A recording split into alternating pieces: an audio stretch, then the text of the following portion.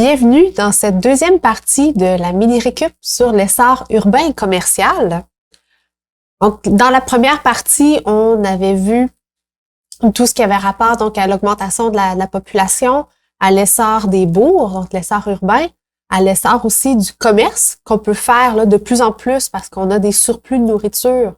Donc, on peut libérer des gens qui vont produire des biens. On va vendre aussi les surplus, donc on a de plus en plus de choses à vendre, donc de plus en plus de choses à acheter aussi. Donc, ça, c'était un peu la mise en bouche, c'était la première partie.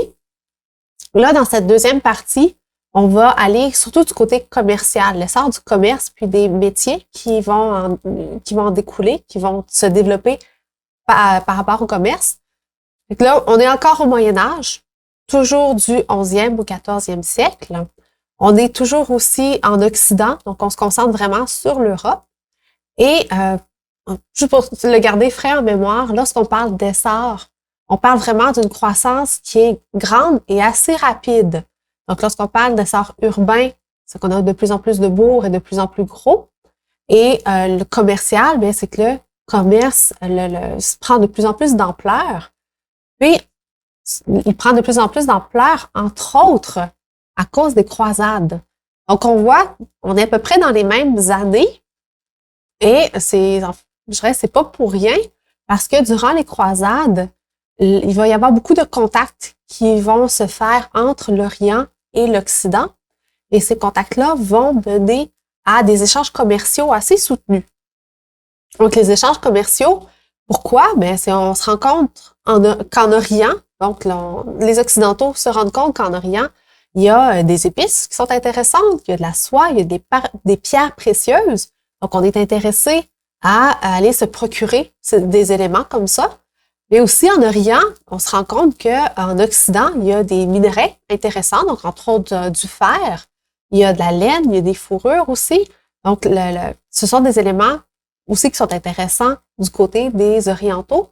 Donc, on va développer tout plein de lignes marchandes pour échanger ces produits-là entre l'Orient et l'Occident. Et tout ça va contribuer là, à développer ce qu'on appelle le grand commerce. Mais le grand commerce, d'après toi, pourquoi est-ce qu'on parle de grand commerce? Est-ce que c'est parce que les routes commerciales deviennent plus longues et plus complexes? Est-ce que c'est parce qu'il est fait seulement par des personnes de grande taille? Ou encore, c'est parce qu'il ne concerne que les plus grandes villes d'Europe? Mais pourquoi on parle de grand commerce? C'est parce que les routes commerciales deviennent plus longues et plus complexes. Puis là, on s'entend, c'est pas parce qu'il n'y avait pas de commerce avant. Ça fait longtemps que le commerce a lieu un peu partout. Mais là, ce qui change, c'est que les routes commerciales vont de plus en plus loin. Puis il y a de plus en plus de routes commerciales, donc ça devient de plus en plus complexe. Donc, quelqu'un, par exemple, en Angleterre, peut se procurer près de chez lui, peut aller acheter des épices qui ont été produites en Orient. Quelqu'un de Florence peut avoir accès à des draps qui ont été faits dans le nord de l'Europe, alors que là, on est en Italie. Donc, vraiment, le commerce grossit puis devient de plus en plus complexe. Donc, entre autres, grâce aux contacts qui ont été faits durant les croisades. Là, on parle de commerce qui devient avec des plus longues routes, qui devient plus complexe. Mais on le voit un peu avec la carte ici. Sur la carte, on voit une partie des routes commerciales qui se sont développées. Là, on est au 13e siècle, là, on est dans les années 1200 à peu près. Donc, ça nous donne une idée avec cette carte-là que oui, les routes deviennent assez longues. Puis, il y en a beaucoup, ça s'entrecroise beaucoup. Et étant donné que ça devient plus fort, oui, mais en fait plus complexe, puis il y en a beaucoup de plus en plus là, de commerce, bien encore là, on veut s'organiser, on va faire des associations, entre autres, on va créer des anses ou encore des guildes. Donc ça, les anses, ce sont des associations de marchands ou de guildes qui proviennent de plusieurs villes différentes. Donc, ce qu'on va faire en s'associant comme ça, on va, à la fois, oui, réglementer pour pas faire n'importe quoi, n'importe comment. On va aussi organiser donc le commerce, on va aider tout le monde à s'organiser ensemble. On va offrir des services aux gens qui sont membres des anses, membres des guildes. Et ces services-là, par exemple, ça peut être d'organiser des caravanes armées, carrément des caravanes protégées.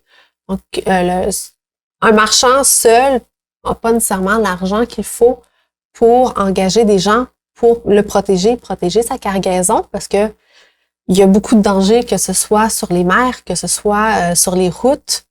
Il y a beaucoup de dangers, il peut y avoir des voleurs, des pirates, donc on veut se protéger. Mais seul, on n'a pas nécessairement l'argent, donc en se mettant en groupe, là, on peut payer des gens qui vont protéger la marchandise de tout le monde. Et ça, entre autres, c'est un service que les anses vont offrir. Et les anses plutôt, les lieux de commerce, il y a 2 zones importantes que j'aimerais te pointer. Il y a au nord, on voit la zone en mauve, c'est la zone qui est surtout couverte par la Hanse germanique, qu'on appelle aussi la Hanse du Nord. Une organisation qui, à un certain moment, est très, très, très grande et très, très puissante. Donc, on voit qu'elle est beaucoup dans la mer du Nord, dans la mer Baltique. Donc, elle va s'occuper surtout du nord de l'Europe là, pour le commerce. Et plus au sud, donc sur la mer Méditerranée, la zone en jaune, c'est une zone qui est couverte par les marchands, surtout italiens. Ils sont pas les seuls, c'est sûr, sur la Méditerranée, mais les marchands italiens, surtout les villes de Gênes et de Venise. Ces 2 villes-là sont très, très bien situées pour le commerce. Elles sont très bien situées parce que, on voit, elles sont un peu au centre de la Méditerranée. Donc, l'Europe, bon, est juste à côté. Il y a les routes terrestres pour aller en Europe. Il y a l'Afrique du Nord qui est pas loin. Et il y a aussi l'Orient qui est facilement accessible. Donc, elles sont vraiment comme au carrefour là, de plusieurs routes commerciales, ce qui fait en sorte là, que ce sont 2 villes, parmi d'autres, ce sont 2 villes qui vont beaucoup se développer grâce au commerce. Donc, commerce d'épices, commerce de toutes sortes de choses. Il y a aussi tout un réseau de foires dans les différentes villes commerciales d'Europe. Puis, pourquoi je t'en parle? Ben, parce que c'est très important pour le commerce. Les foires servent à rassembler les gens. Elles se passent une fois par année à un moment déterminé et dans un lieu fixe. Donc, il peut y avoir une foire dans un bourg A, mais ça va être toujours à la même date chaque année dans ce bourg-là. Dans un autre bourg, bien, ça peut être à un autre moment dans l'année. Ça va toujours revenir à cet autre moment-là et ainsi de suite. Donc, c'est un moment où les gens vont se rassembler et c'est un moment pour les acheteurs et les vendeurs de se rencontrer puis de faire des échanges commerciaux. Ça fait en sorte de donner accès à des produits qui parfois viennent de très loin parce qu'il y a des marchands qui viennent de très loin pour participer à certaines foires. Puis souvent, bien, plus la foire est grande, mais plus elle va attirer des gens de loin. Donc, ça donne plein d'occasions de faire du commerce, de faire des échanges, puis à la fois bon, de vendre ce qu'on a produit, mais aussi d'aller acheter des produits qui viennent de l'extérieur, auxquels on n'a pas accès autrement. Donc, soit des fois des nouveautés même. On a accès à des choses qui viennent de très loin grâce aux foires. Avec l'essor du commerce, puis avec l'essor du grand commerce, il y a un nouveau métier qui va faire son apparition, c'est le métier de changeur. Le changeur, qu'est-ce qu'il fait? Bien, il change la monnaie d'une monnaie vers un autre type de monnaie. C'est pas plus compliqué que ça. Puis pourquoi est-ce qu'on a besoin d'eux? Bien, on a de plus en plus d'échanges commerciaux, on va de plus en plus loin, mais il y a énormément de monnaies différentes qui existent. C'est un peu le dollar canadien, c'est pas la même chose que le dollar américain, c'est pas la même chose que l'euro en Europe. Donc, les changeurs vont prendre une monnaie pour la transformer vers une autre monnaie. Donc, c'est comme si on voulait transformer des florins avec la monnaie qui vient d'une autre ville. Donc, c'est un peu comme si un marchand arrivait dans une ville, n'a pas la bonne monnaie, il a besoin d'un changeur. Donc, s'il arrive, par exemple, avec des euros, s'il arrive au Canada avec des euros, bien, il aurait besoin d'un changeur pour changer sa monnaie en dollars canadiens. Et c'est vraiment ça qu'ils servent.